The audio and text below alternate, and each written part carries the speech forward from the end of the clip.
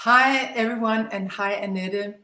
I have invited Annette to come into my Illumina studio because I hear from so many leaders, team leaders, um, executive leaders, entrepreneurs. I hear from so many that they are frustrated about our top leaders. How, in an organization, it can be, my boss doesn't understand me, my boss is old fashioned.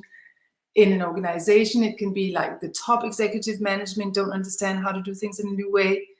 And in society, people are like, what about our politicians? They don't understand how we should do things in a new way.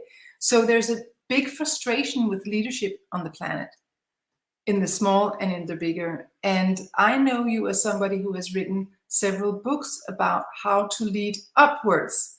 So no matter your position, you can always influence the people who are not only under you hierarchically, but also the people who are above you. And I want to hear about that now because we need that. We need that expertise and to understand how on earth can we do that. So you are my healing remedy for all the frustrated people who are so tired of their boss, who are about to quit because of their boss, and who are like, really, what to do here. So thank you for coming with some medicine for us. Thank you for having me.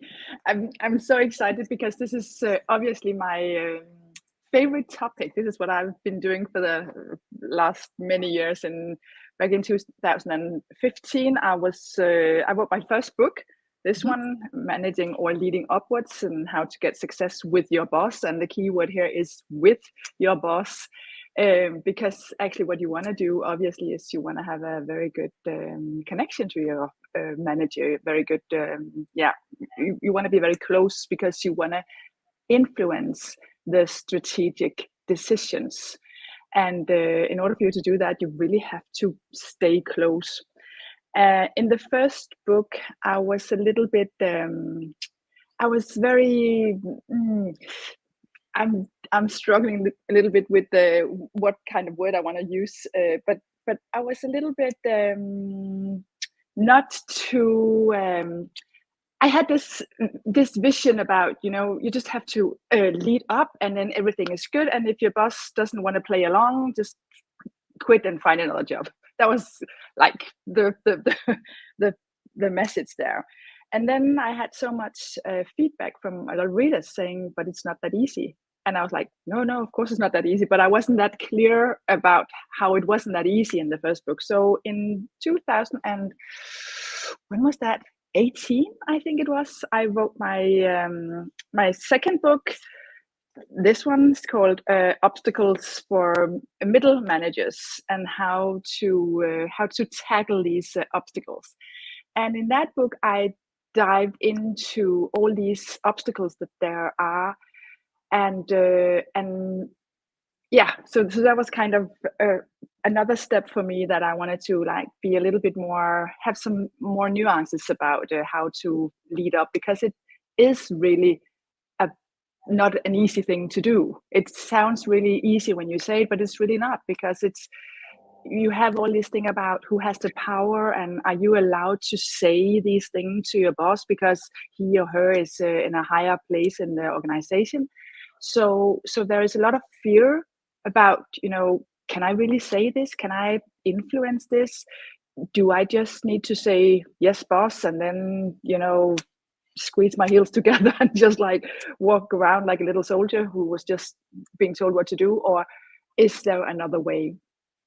And for me, there obviously is another way, because for me, leadership is not necessarily about demanding or being bossy, or I'm the one with the power, I have all the answers. For me, leadership is something, you actually mentioned it yourself. I'm sorry. Leadership is I'm very sorry, I have something. Leadership for me is something that everyone can do. Everybody can practice their leadership, everybody can be a leader. And leadership for me is about influence, like taking your position and do good with that position. So influence everybody in the organization, everybody in the society, just like, yeah, influence with all the good things you can influence with. And that also directs up. And a lot of companies, they have this like, I think there's something is shifting right now, or at least for a couple of years it has been shifting. But in the older days, organizations were like, you have this top level of the C level, and they were taking all the decisions, and then the decisions was like just floating down the organization, and then everybody on the lower levels in the organization, they just really had to like cling to that thing and just like hope everything would be okay. And a lot of the times when decisions were made and they were executed, they figured out there was something wrong because they haven't like taken input from the organization. So they had to make another decision. They have to roll back the decision, and that cost a lot of money, obviously, but also cost a lot of energy, and it costs a lot on the, if you say something and what you say is not really good, then it really is a problem on the trust account. So a lot of top level leaders, they had this problem with trust in the organizations, because people on the lower level were like, yeah, they're just sitting in their fine offices and they don't know anything, and they just like make silly decisions. So that's the way it has been, like this floating down with the decisions. And I think that we are ready to do something else. We're ready, and that's what I see in a lot of organizations. Thank God, a lot of organizations, they are more willing to take input from the organization, and that means that there is a window for the leaders to actually go in and influence more, and not just say okay. But even though the top level manager says, this is what we want input, we want you to lead up, it's not necessarily the same as they are totally ready for it. So that's why a lot of middle managers or leaders on different levels of the organizations, they get a little scared, because they hear, yes, it's okay, you can just bring your input, but they are not absolutely sure that it's totally okay. And a lot of times it's not totally okay. Just the other day, I was talking to a CEO, and he said to me, well, birds are not shitting upwards. And I was like, say what? So you say that you shit downwards and you don't want shit back? So it's still there, and there's still a lot of work to do. But I think you're right. The timing is there. We need to do something else. Yeah, and exactly for the same reason that you're mentioning there, that's where the block is, because what I see is that the new leadership is from the inside out, but it's also from the bottom up. Yeah, because there's a lot of intelligence in the roots, in the root systems, and there's a lot of intelligence in the grassroots and in the organization, in the collective intelligence, that is not getting harvested by the top management, as long as they are not so interested in being led up from below. So that's why I think your topic is hotter than ever, because we need to find solutions for this problem, not only for the people who are below, but also for the people who are above, because their position is clearly changing. I mean, especially with the new generations and so on, who are not going to listen to top management who just gives orders. It's not going to happen. It's like, who do you think you are? I mean, I'm leading this company. And also the enormous amount of people who are now climate quitters. If they work for a company that's not in alignment with the good climate policy, they're like, why should we be here? And just self-sabotage ourselves. So times have definitely changed, but we're still in that paradigm shift, and paradigm shifting times are when the new and the old is like coexisting, and that creates a lot of clashes. So I think that your expertise with the nuances is getting really, really important for all of us to understand. So of course we have I'm sure we have different categories of leaders. We have the leaders who invite in the collective intelligence, and those are like on the progressive side, and they're just like on board with this, this new trend with self-leading teams, and there is no leader. There's just a coach and a facilitator. The general is becoming a gardener, and so that's one category, and it would be interesting to hear if you have observed problems in that category. Then we have the second category, which is who are not there yet. The leader is still a leader, but the leader is getting a little bit insecure because there's a revolt from below. There's like clearly something happening from below that is not as normal, but not really sure how much do I give my leadership and how much do I take the reins. And then I would think that there's like, I just tell you these categories that I observe in my work as a leadership trainer. Then there's of course the more old-fashioned, like I'm the leader and you are the subordinate. And then there's the ones who are like completely in the old, like, do what I say or quit. So could you talk about the four categories? What problems do you see in those four? Yes, absolutely. The last, let's begin with the last one. The one saying, I'm the boss. If you don't like the smell in this bakery, you can just find another place to bake your bread. And obviously, we still have some of those. It's not. I don't see a lot of those anymore. And I think that those are the last generation of that kind of leadership, because it's actually not leadership, but I think it's the last generation.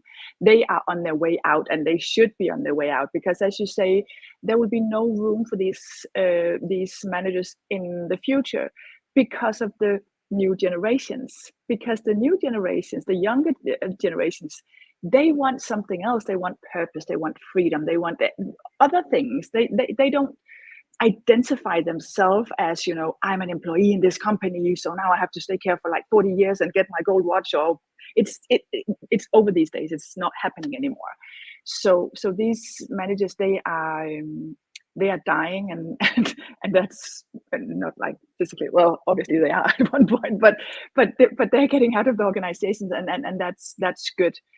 Then we have just switch to the opposite end of the category, the ones who say, well, we need to invite everything in, and we need to get like all the teams, they have to lead themselves. So it's just facilitating. It's not leadership. It's not anything. It's just like, let's see what we have, and everybody is invited, and everybody's welcome to come with that input.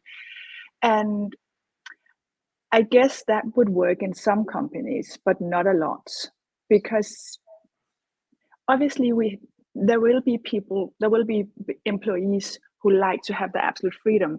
But the problem is that employees, even though they are really clever and know a lot and are very good, they have different opinions. So the idea about we can just, everybody can sort it out themselves. We can just like sit around a table and then we can just agree. No, it's not going to happen. We're not just going to sit there and agree and everybody's going to be so happy and everything is good.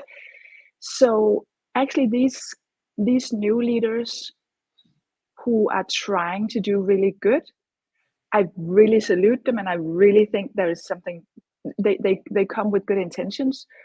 The problem is that they can create a lot of insecurity in the organization, because there will be a lot of employees saying, but what is the direction? Where is my frame? What can I do here? What am I supposed to? When am I a success? When am I, shitting outside the pot? When am I? There will be a lot of insecurity in a lot of organizations with a lot of employees in that kind of leadership. So I don't think that's something that would work everywhere. I think it could work some places with like very creative tasks and special employees, but it's not for everyone.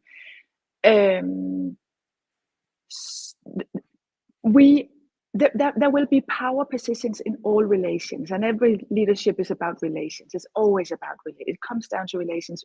Whenever there's a problem, it's always about relations. And we have power positions in all relations, and it's something that is so, I think it's so deeply within us that we always look for that person who takes the lead, and that's good. It's not bad. It's good.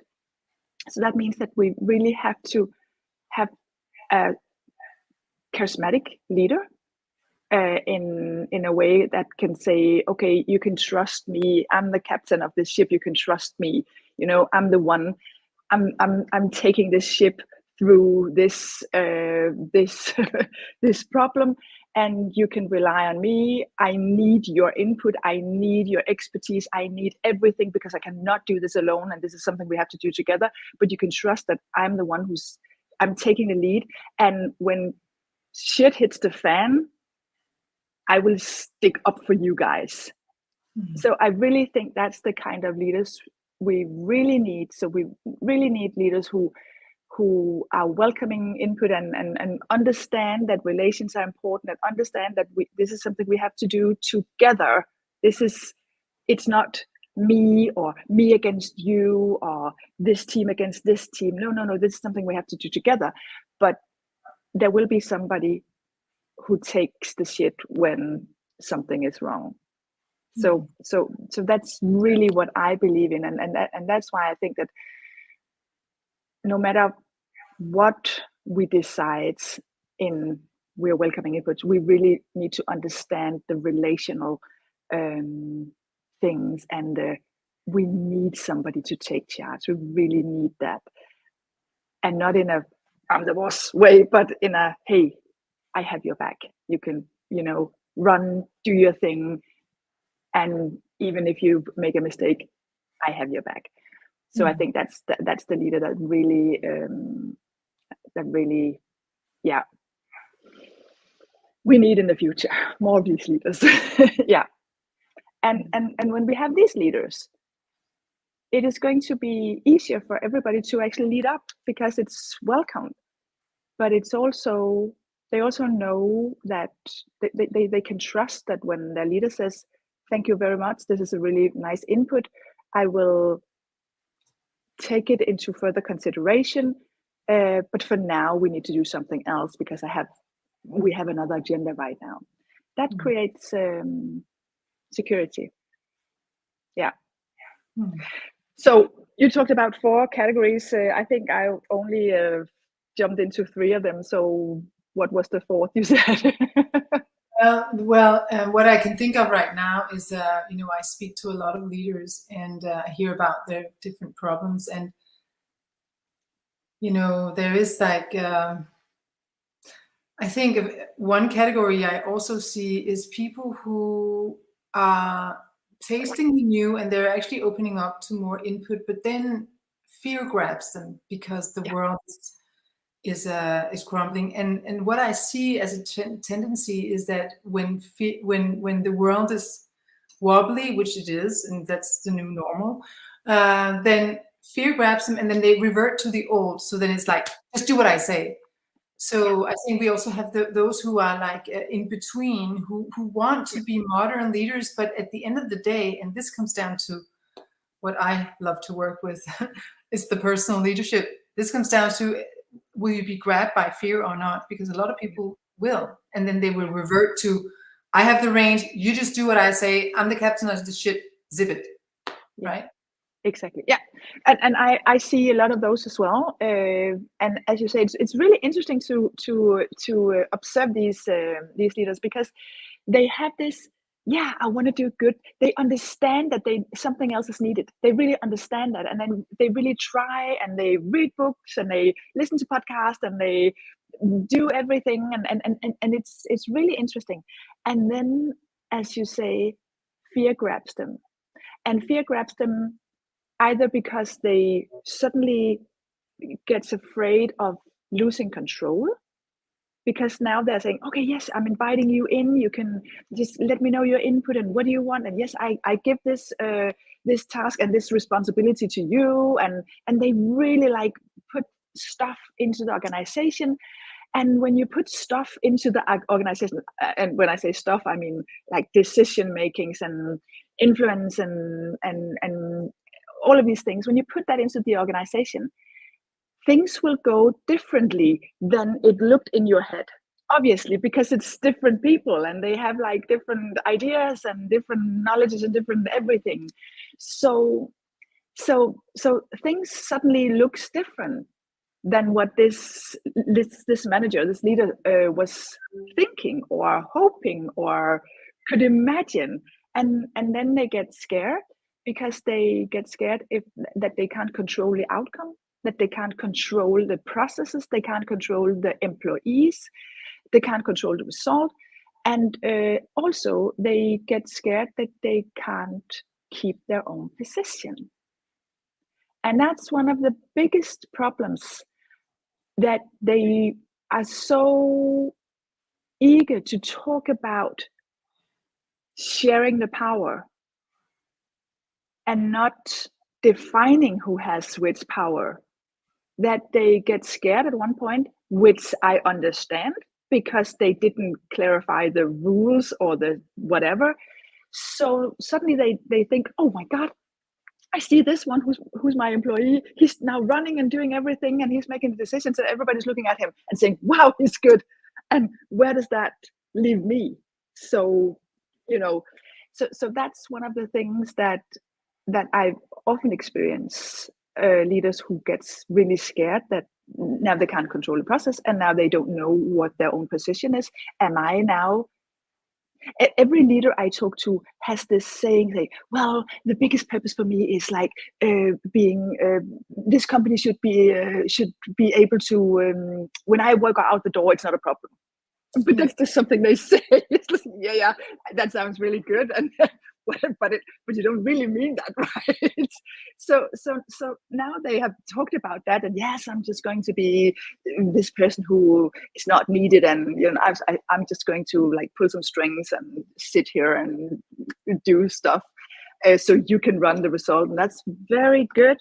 But the thing is that they get scared because they don't want to be the one going out of the company, or being the one where somebody's watching them and saying, so what are you actually doing here? I mean, it seems like your employees are doing all the work and they create all the results. That's good. So do we really need you? Nobody wants that. So it's just something that they say. So that's one fear. Another fear is when they try to make a change in the organization, and suddenly the board or the owner of the company says, we have a problem. What's going on? We need to like do something else. And then they get really scared, and they don't believe in their own plan anymore. So they just like jump ship and say, oh my God, I have to get back to control. I just had this meeting with the leadership, with a group of leaders the other day. And they said, well, we have tried this thing about trusting the employees, and we do that, but we decided that control is better. And it's like, it's not one or the other. It's like they think now we just have to like give all the trust away and don't control anything. And then they realize, oh, we can't control the process. No shit, because you just gave it all away. And then they like reverse and jump back to controlling everything, instead of saying, okay, I want you to take charge of all of that, but I want to control this part of the process, or I want to control this whatever. So yeah, so it's true, it's fear, and I see it a lot. I actually think that I would say 100% of the leaders I work with, they get grabbed by fear a lot, and that fear is controlling their behavior and actions, obviously.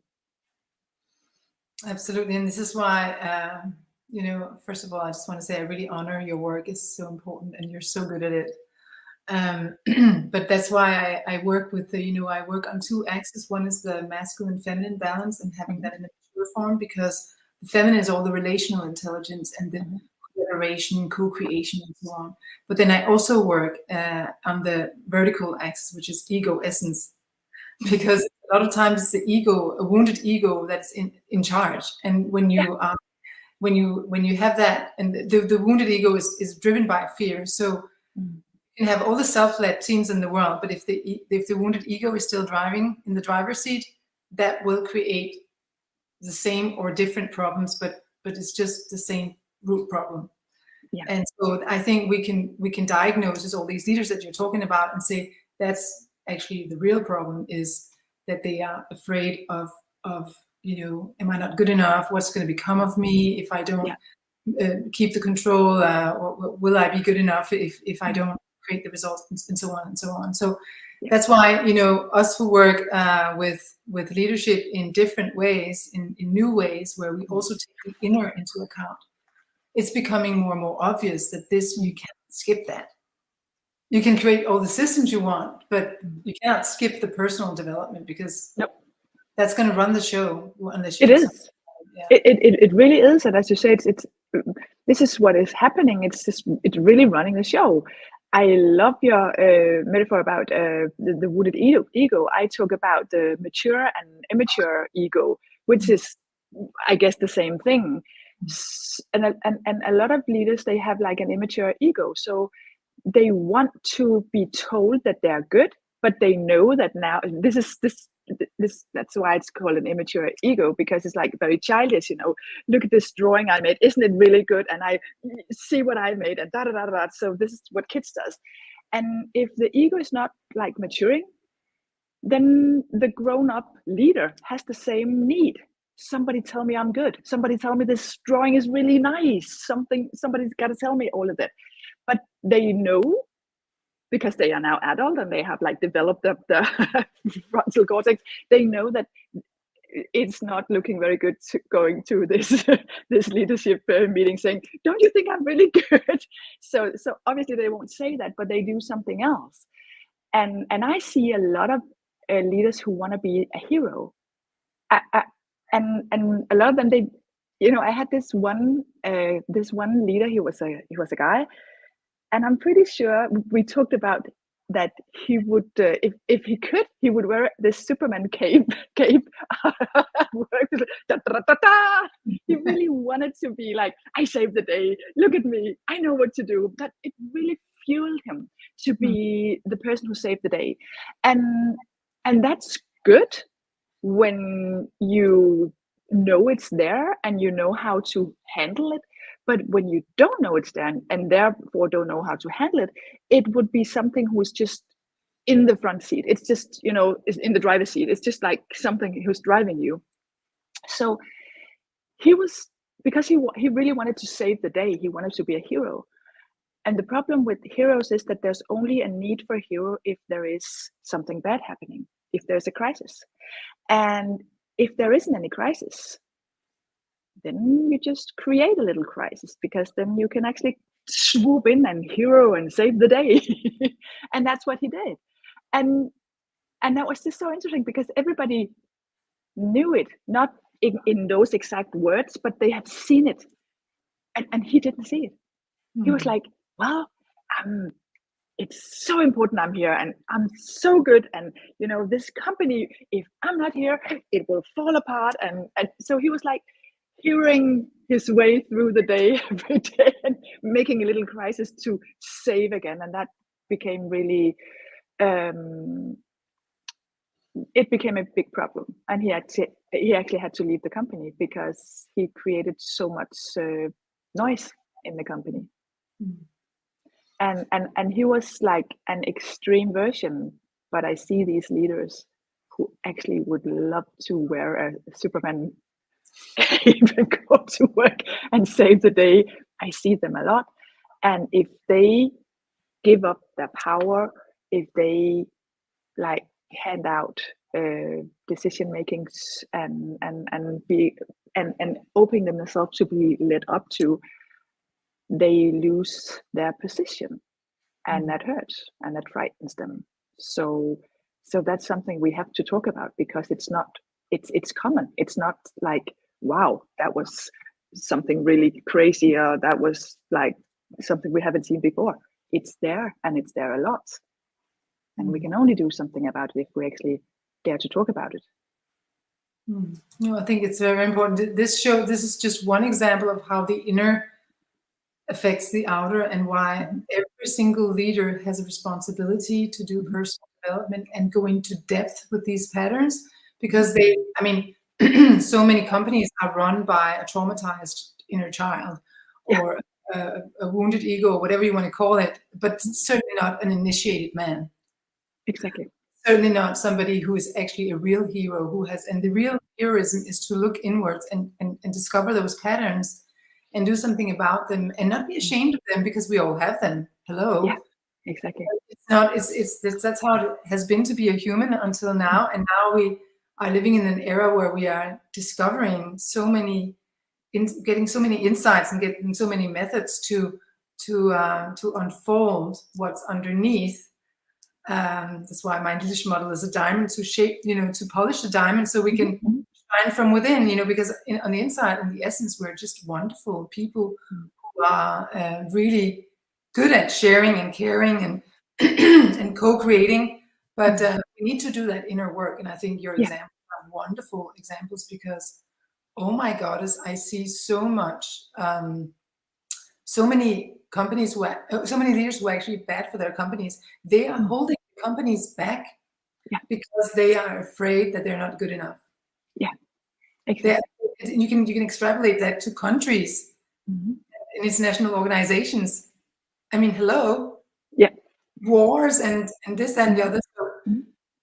So I think all of us who are really working more with the more yin part of leaders, it's becoming really obvious that it's hyper important, because otherwise we have a lot of chaos that stems from that. Exactly. Exactly. Yeah, and so we can easily agree that that is a problem.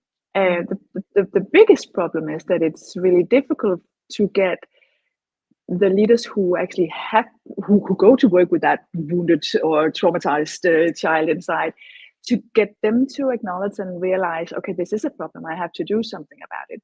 And that means that we have a lot of leaders, like on the lower levels, who has their own inner traumatized child and their own ego issues, but now they also have to deal with their next level manager's ego.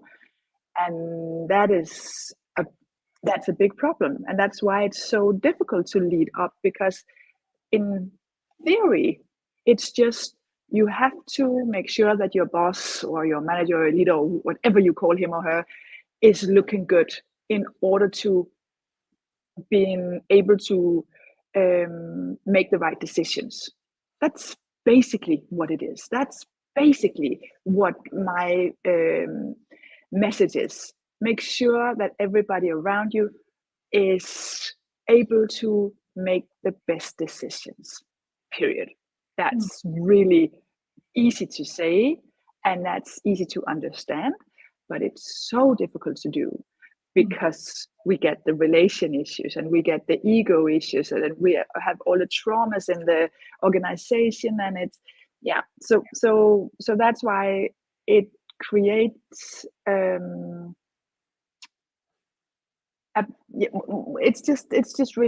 it's really difficult to do that, even though you understand how do I lead up and why do I do it. Everybody can understand that, I think, but handling all these relational obstacles or ego obstacles, that's the big problematic part, and that's something we really need to focus on, because as we talked about before, the younger generation, if they see this, they will say, I'm out of here.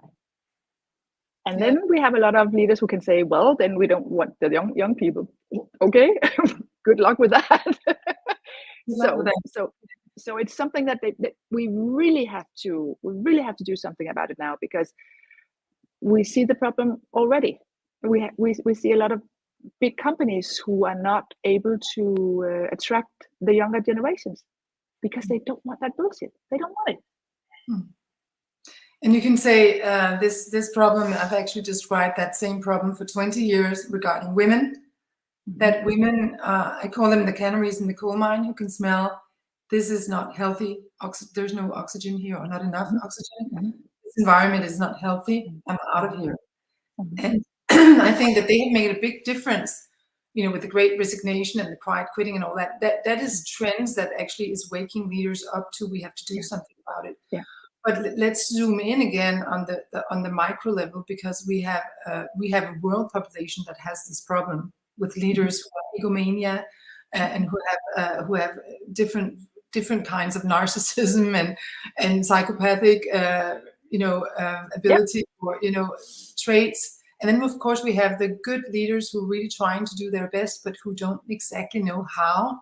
Yeah. And then we have the good leaders who are doing good stuff. So but we have a lot of people who we really have this, it's like boiling, you know, the population is wanting to lead upwards. So let's talk a little bit about more precisely what to do. So let's start somewhere. For example, I hear a lot from female leaders who have a good access to their own feminine power. And they also have good access, because we've been trained to do that, good access to the masculine.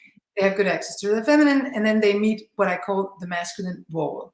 The masculine wall is, here's somebody who wants to inspire, co-create, actually also protect, care for, make sure that the company is future-proof. So they come with all this, and the masculine wall, because it gets afraid that this woman is actually a better leader, she is, it's just saying no. Yeah. So what would you say to a woman like that? Because what she often does is to say, hi, bye. Exactly. Exactly. Yeah. Yeah. It's a big issue. Weekly, I have sessions with female leaders who says, you know, I meet this, they call it the man club. I meet this man club. I get into this meeting room and there's this man club. And I know that something is going on and I'm not invited. I know that something has been decided before I entered the room. And I don't really get to influence.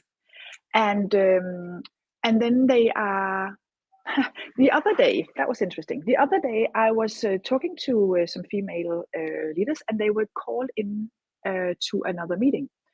And I heard when they got into this meeting with I just call it the man club now, because there was only male leaders in the room. And then and these women are in their 40s, and they are managers in the company. And the way they were greeted was, oh, here comes the girls. Yes, here comes the girls. So this is something I have a lot of female leaders saying, so how do I respond to that without being like, I'm not a girl, or, so they don't want to be like that. So they just like smile and wave and, try to toughen up or man up or, I get so frustrated. So this is what happens all the time.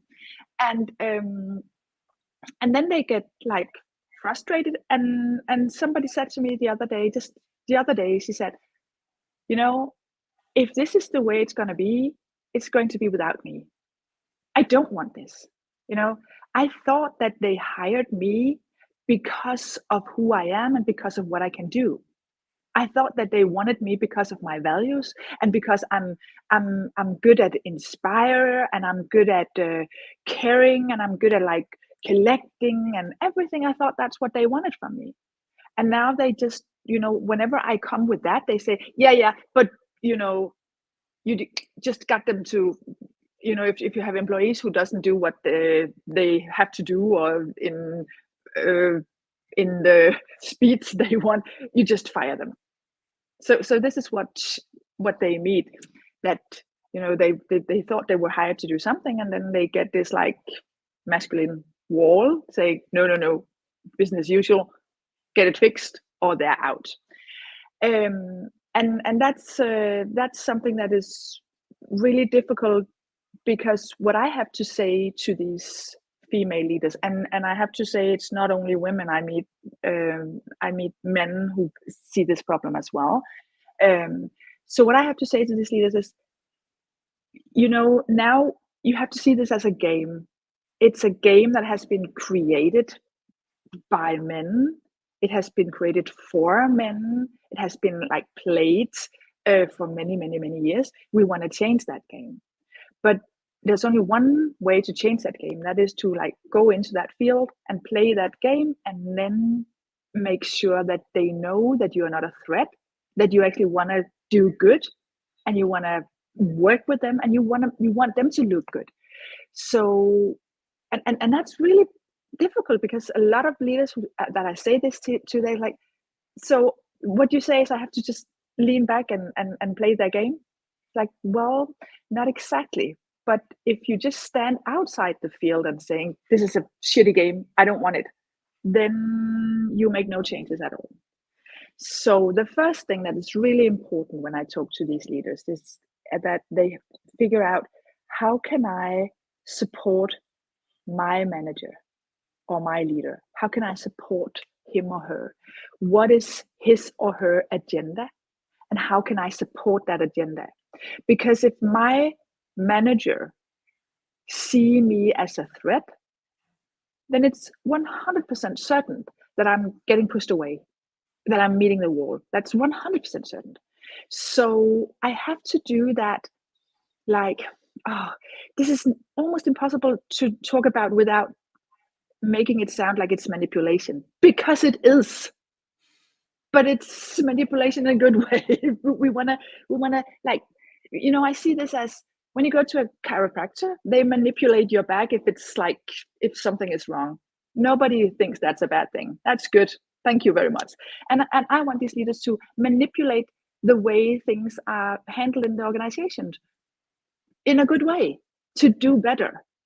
So there's no one who can just go in and say, this is bad and this is not good and we have to do something else, and no, and now it's just your ego talking and blah, blah, blah. If you do that, then you are getting nowhere. So you have to start by saying, not exactly in these words, but you have to signal, I'm here to help. I'm here to support. I'm here to make you look good. I'm here to serve your agenda. I'm here for the company's sake. I want to do good in this company, and you can trust me. You can trust that I have your back. You can trust that I'm not trying to take your chair. I'm not trying to push you out. And obviously you should not use this word, but this is the underlying message that has to be there in order for your boss to trust in you. And in order for your boss to say, oh my God, there's no way I can look good without this person. I really need to pull this person closer to me, because the closer this person is to me, the better it is for me. And when you are close, you can start to influence. You can start to remind your boss or your manager, whatever it's called. You can start to remind that person in like very, you can start by saying, all right, things are going really good because we have a very good team. So now you can start by, massaging these little messages into your relation and showing your boss that the way you do things is actually creating good results. So this is always the first thing I start with. What is your boss's agenda? What is it that your boss really needs?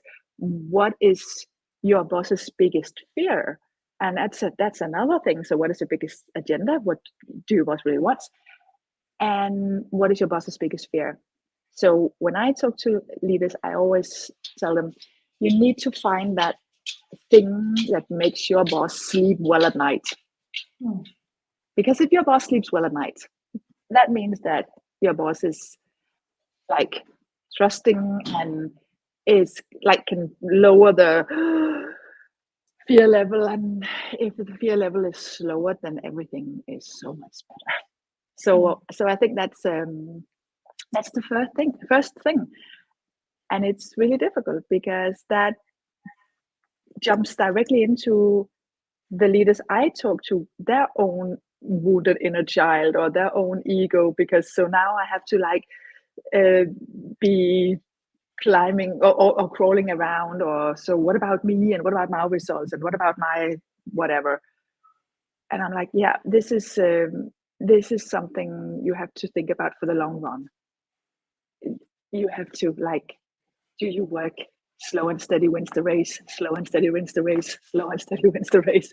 That's it. Yeah. And that makes a lot of sense, and it's so in resonance with how I work. And I see that the women that get access to their feminine power and stand strong in their feminine power, they can do this without feeling that they become doormats or manipulators, or that they have to compromise on important things. They can actually do this with so much pleasure, and make it actually a fun game for them, which only empowers them. Every single day they get more empowered. Exactly. And I also agree with you, the best examples I've seen of miraculous leadership from the bottom up, miraculous, has been where the women have gotten such strength within themselves that they didn't lose anything by becoming an ally to a toxic boss. And slowly but surely, by calming his nervous system, and by showing he has nothing to fear, and by showing that together you look a lot better, because you look like you are a shining star, because we create these amazing results. Exactly. Then they can get through with so many things. So it's really interesting. We haven't spoken for many years, actually, or for a few years. Know that we actually have the same experience, so it's very interesting to hear. And then there's those cases where there's a fine line between service and sacrifice, and when it becomes, when women, it's just very important that we care for ourselves, and we don't trust that line where it becomes sacrifice, because that is a very feminine trait that is from the old feminine, that we cannot do that anymore. We've done that for a few thousand years, and it's over. We have to serve, but from a nourished place. So that's why I also think that pioneers of change need these environments that you give them, I give them. There's all these environments where they get nurtured and they're replenished, so they have something to serve, so they don't serve from an empty cup, because obviously you get super frustrated. I mean, I remember that's why I left corporate life myself, because I was like, if the competition I'm supposed to participate in is called 1, 2, 3, who's best at being a man, I will always by default be number 2. Exactly. I don't want to play that competition. So, but that was for the women. And then we have, of course, what I also think is interesting is that a lot of younger progressive men have the same problems as the women, because they don't lead in the same way, and they have that macho young progressive man dynamic that is difficult at times. So do you have any particular advice? Do you counsel men in a different way when it's about leading upwards? So that would be interesting to hear what your recommendations for those. Yeah, I think that I don't think that I have like, now I focus on female, so this is the one size fits all for all female, this is one size fits all for all male. I don't think that's it. I think that a lot of males, they have kind of the same compass as the females has, but just because they are male, just because they come in another body and they look differently, they are being looked upon differently in the organization. So that means that there's something that is a little bit, I know this is something that, I could get really, people will get so mad at me for saying this, but sometimes it's just more easy for them. I see a lot of female leaders saying, I've said this for years, and now we have this one guy, he's young and he's like, whatever, he's swooping in and he says this once, and now everything can happen. And that's just like so frustrating. And I think that's a privilege that they have, and that it's just there. So there's nothing we necessarily can do about that right now, at least we shouldn't fight against it, because if we fight against it, we get these, we become these angry women that nobody wants to hear. It's just something, it's just that, so that's fine. But so what I'm saying is that the male leaders, they have like they have a privilege that makes it a little bit easier for them. But when that's said, I don't think that they need like something totally different in order to lead up. It's, for me, it's always a matter of these two individuals, even if it's a male and a male boss, if it's a female and a male boss, or a male and a female boss, it's always in the relation. So I think that the biggest thing for me when I help leaders is to understand the relation, is to understand what is it that you need and what is that your boss needs, in order for me to help them get in the best place. So yeah, I don't think that there's like something really a big difference from that the male should do that the female shouldn't do. I don't think that. No. Besides maybe using their privilege to have influence, they can. It's a different dynamic there. And what I see for both is actually that the personal development for those are also very important, because there's two versions of this. There's the version where the subordinate just goes into the victim role and starts blaming the boss for this, that, and the other. And then you have those cultures with a lot of people who are like, yeah, our management are idiots, and that complaint culture, which we cannot afford anymore, because we all need to participate to the solutions, because it's everybody's problem that nothing is working so well as it could. So there's the complaint version where you become a victim of your boss, and you resign. I see a lot of men who resign, and I see a lot of women as well who do go into resignation. And that requires, a personal transformation, where you actually look at, why do I prefer to become a victim and not take responsibility for changing this situation? And how could I transform that into actually wanting to be a part of the solution and contribute? So I think that men need to consider that as well, that we can all influence it. That's why I called upon you, because I love that you specifically, say lead upwards. It's like active invitation to use your influence to influence, because you can do something.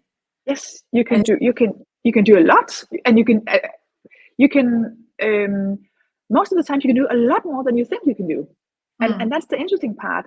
I've talked to so many leaders, and then they say, I read your book, I did everything, it's not working. It's like, all right, let's see.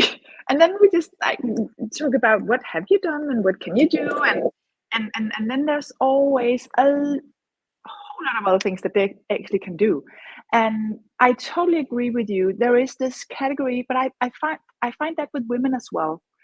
This category of leaders who say they just resign. Well, yeah, it's just like idiotic management, and they don't understand anything. And yeah, we just smile and wave and whatever. So what they actually do is they sit in a meeting and they smile and they nod, and then they go out and do whatever they want and whatever they did before, even though they just decided to do something else. So that's really, really, really, really bad, and it happens all the time. It happens. I don't understand how that. Well, I do, but it's so interesting for me to see that these are grown-up people, and they sit in that meeting and say yes, and then they go out and do something completely else. It's just like, wow, that's interesting. You really did that. So that's one category. And then there's another category, and I see this often with men, actually, more than I do with female. That is the men who seek the power by, in the US they would call this brown nosing, and that's really not. It's not pretty. So this is the male leaders, and I say male leaders because I see this more in males than I do in females, who know who is the boss, who know where the power is, and then they just suck up to that person, like really in a very not pretty way. And that's not leading up. That's not leading up. Absolutely not. Because that's just like trying to position yourself closer to that person, which is what I want them to do, but not by sucking up, not by saying, "Oh yes, everything you say is so good," and yeah, I totally agree, and so this is something. This is another category of male leaders that I see, that they do more than female. It's like women, they don't want that. It's like nah, it's not for me. No, I couldn't be bothered with that bullshit. So they just don't want that.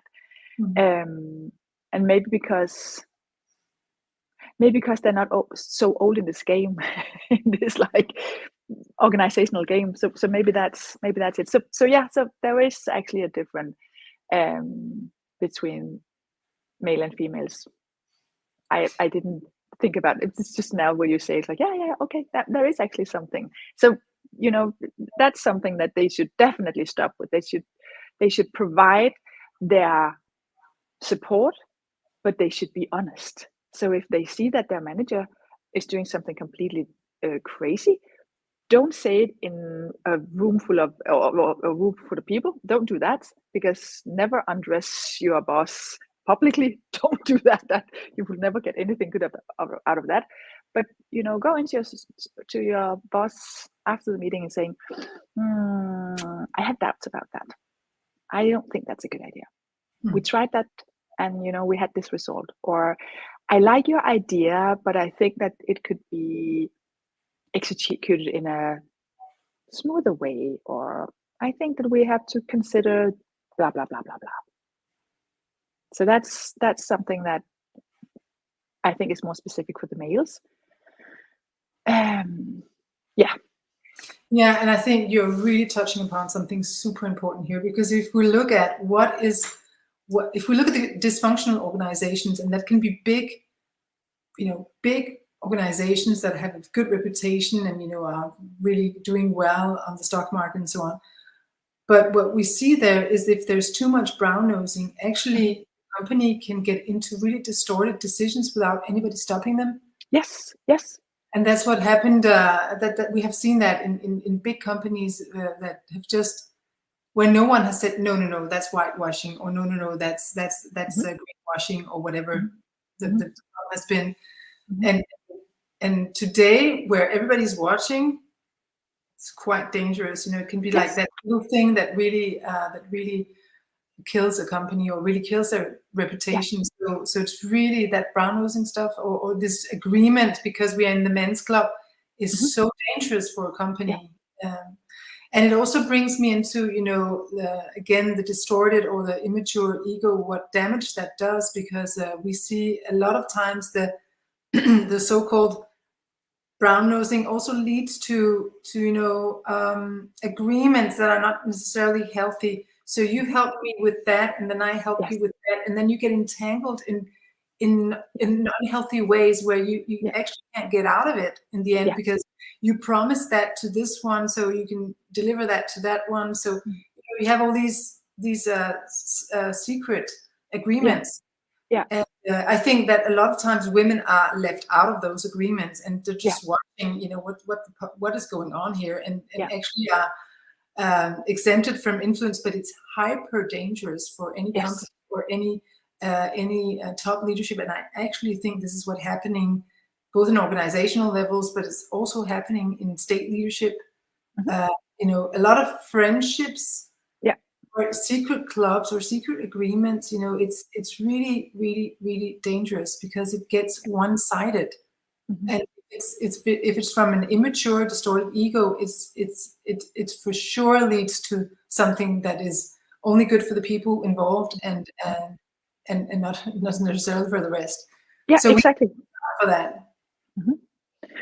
That's a big problem. And I see that a lot in companies, like you scratch my back and I scratch your back. So we have this like underlying agreement that, I have this suggestion in this conference room. We're sitting in a big meeting with all the managers, and I have this suggestion. And I know even before I open my mouth that I have some allies because they owe me. I voted for their suggestion a couple of months ago. So now I know that they will vote for my suggestion, even though it's a bad suggestion. And I see that a lot. And one of the things that I'm also writing about in my book when I talk about the ego is that when you see that in a meeting, you really need to point it out, not by saying, oh, you have this internal agreement. Don't say that, but just say, okay, I'm a little curious. How is that good for the company? Or maybe I didn't get the memo because I'm a little confused about how this is good for. I can see how it's good for this department, but how is that good for whatever? So the thing about calling it out, but without calling it out, like don't undress anybody in public, but just say, I simply don't get how that is a good idea. I simply don't get how. Just enlighten me here. There's something I don't understand. Just be curious and just ask questions about it. So you don't like sit in that meeting and think, oh my God, that's just typical. Yeah, here we go again. So this man club, they just have it all sorted out. So now they do whatever they want and we just have to not. And then we know we're going out and doing something completely different afterwards, which is like poison for this organization. So that is also a thing about leading up, saying, there's something I really don't understand. I really don't understand how this is a good decision.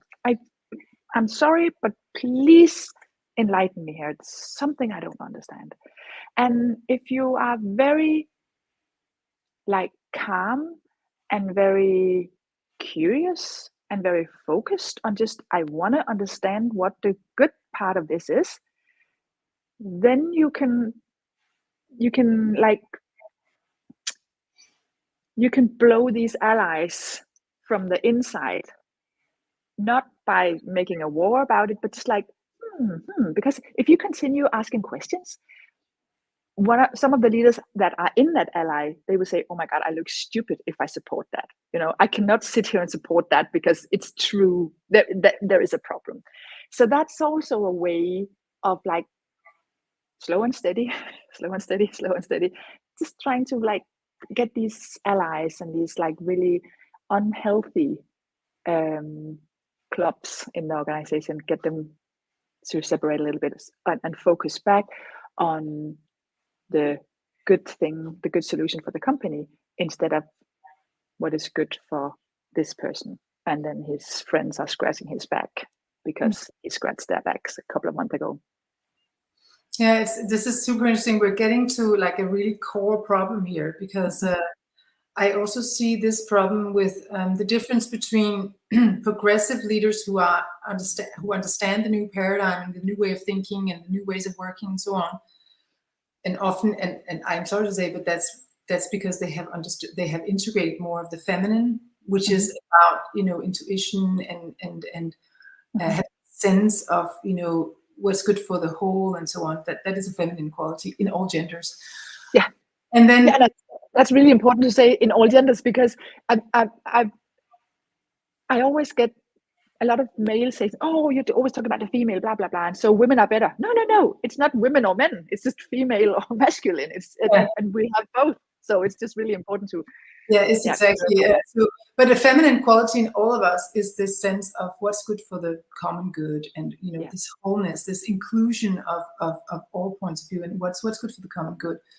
And but I see a really a big problem that I would like to hear your take on, because it's like the people who are understanding the new paradigm, they can understand what the people who are still in the old paradigm, they can understand it because they've been there themselves, right? And they just evolved to a different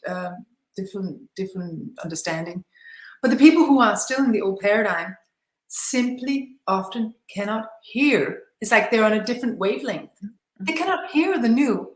So I have women say to me, I do exactly like you suggest here.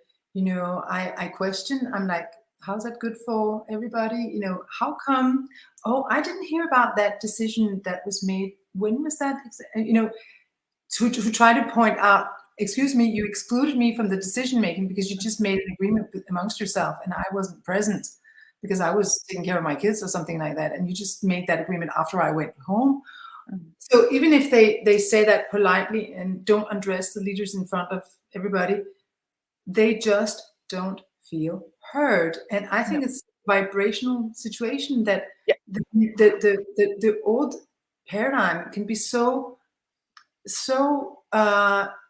you know, marinated in its own ways, and so like not having any sense of what's going on the outside, and not to blame them because we have all been there, we all are there before we evolve to the next level. So there's no blame in it, but it's just, I just see it as a huge problem because it just means that you can't land the messages because there's like no receptors.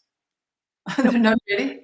Yeah, true. And it brings me back to one of the things we started talking about, that you have to play the game that is there. You have to go into that field and play the game. And if you insist on bringing your handball to a football game, it's like it's a problem.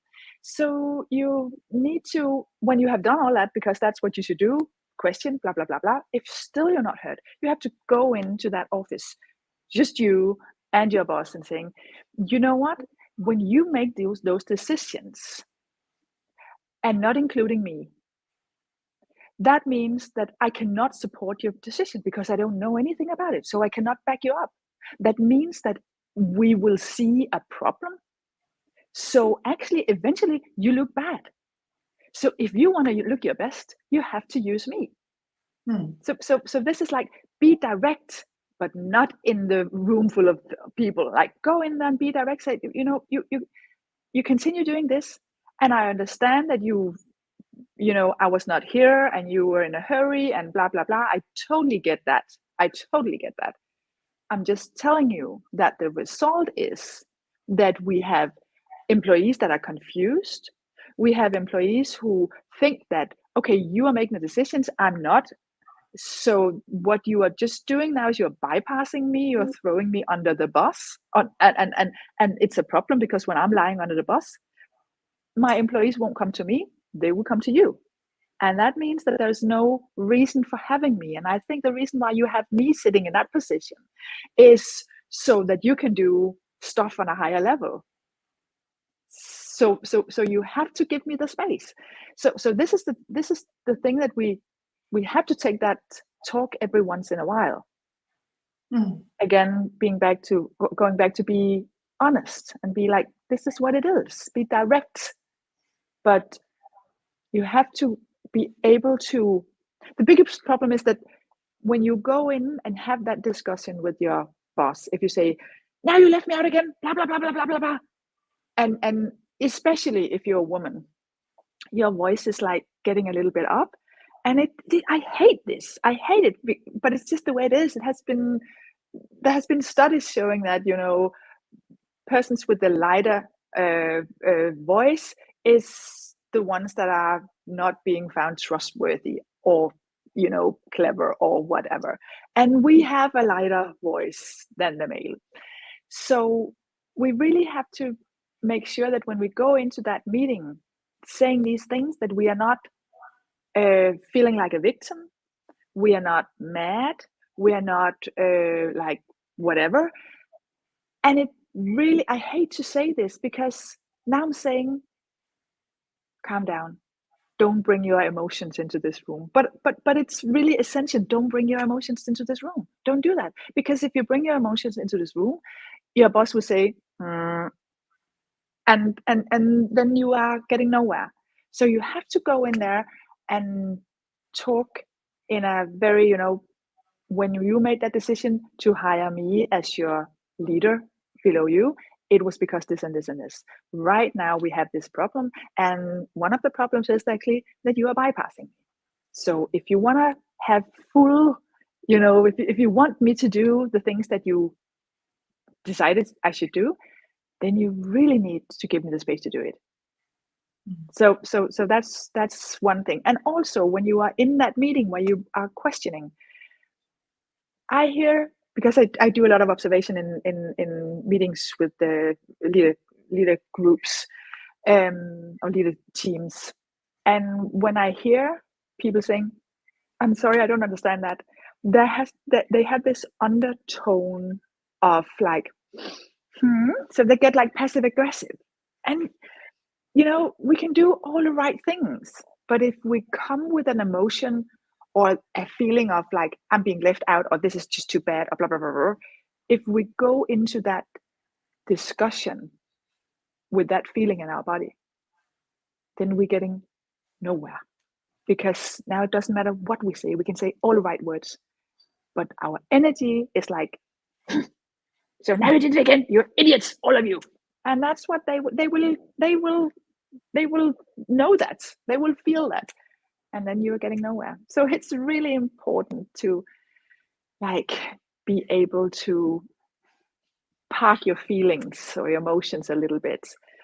And yeah, I heard an interesting interview the other day, and I don't remember where it was, but it was a woman who has been like in a lot of boards.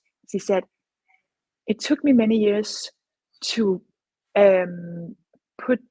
wrap my feelings into an analysis. And I was like, yes, that's it. And that's not being a male or masculine. It's just like your emotions will make noise. So please, and that goes for both female and males. It's just like for the females, it's more, it's a little bit more noisy. Yeah, women tend to be more in touch with their feelings, and yes, men have, and that's good. Yeah, that's a good thing. And a lot of men have learned to not be so in touch with, boys don't cry and so on. So exactly, they have suppressed it more. So they are more. It's easier for them to stay in the head and just stay cold. Yeah. What do we say? Not cold-blooded, but just keep the head above the emotional water.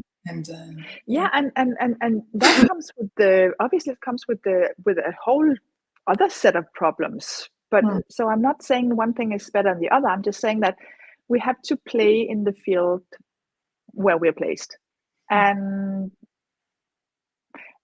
I really strongly believe that women or men who are in touch with their feminine sides, they can do really good by like anchor into that feminine part, but not necessarily like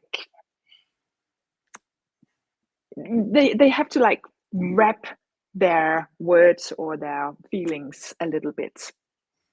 Yeah, but I think that what we do, Annette, is going very well together, because my expertise is actually to help both women and men awaken or reconnect with that feminine energy from within. Yeah. So then you don't have to think so much about, do I say it the right way? And you just your energy and your state, the way you hold yourself, the way you lead from yourself from within, that speaks more clearly than 1,000 words or 1,000 power positions. If you walk in and you speak from that centered state of an awakened human being, you just can make a lot of things happen that is not possible as long as you are trapped in your own wounded ego and your own immature sides and so on. So that's why the personal development work is really, really important if you want to have more influence, because you can influence from a place of integrity and authenticity and being in touch with the highest good of all. So you speak like you're a different light, a different lighthouse in the room. You will automatically attract more attention, because you demonstrate what I call true leadership. It's not because you have a position, it's because of the way you participate and influence from a very pure place within. And that you cannot do before you have before you've gone through some kind of maybe it's a big word to say purification process, but it's actually about removing everything that's in the way, your own filters, your own traumas, your own wounded ego, and blah, blah, blah. if you remove all that, the inner diamond really starts to shine, and then a lot of work is done by itself. And we see that with the most powerful leaders, we remember them for centuries because they just had that, different way of carrying themselves that made people stop and listen to what they had to say. Yeah. I think this is a very important piece of leading, leading from bottom up. But I love that you have so much experience in how this can be done in different ways, and you also have a lot of different technical, so then try that, then try this. It's a really wonderful combination. I'm so glad we got in touch again. Yes, me too. And I have to say, I think you just picked a really important puzzle here, because or really important part of the puzzle, because you said that it's when you lead from within, when you lead from, you should be in touch with your emotions, and you should be there in that place. And I totally agree. And it just made me realize that often when I hear especially women saying, well, then my feelings are not welcome. Like, yeah, your feelings are welcome. What you talk about right now is that when you are wounded, or when you are feeling insecure, or when you are whatever. So it's those kind of feelings that you really feel. And then when there are not any room for them, you are like, oh, so there's no room for my feelings. Yeah, there is. But you have a whole different other set of feelings, like this strength and the power and all the other things that you also have. But it's just because I think we've come to talk about feelings like it's always the feelings that are noisy, or when you feel insecure or feel sad or whatever, it's those feelings we talk about that, oh, now there's no room for them. Yeah, there is, but you also have all the other feelings, so of course you can go with those. And you really need to get out of that wounded place before you address something, because otherwise you will end up in the day after thinking, oh, that was a little bit too, and that happens for males as well when they get like aggressive and it's the same thing.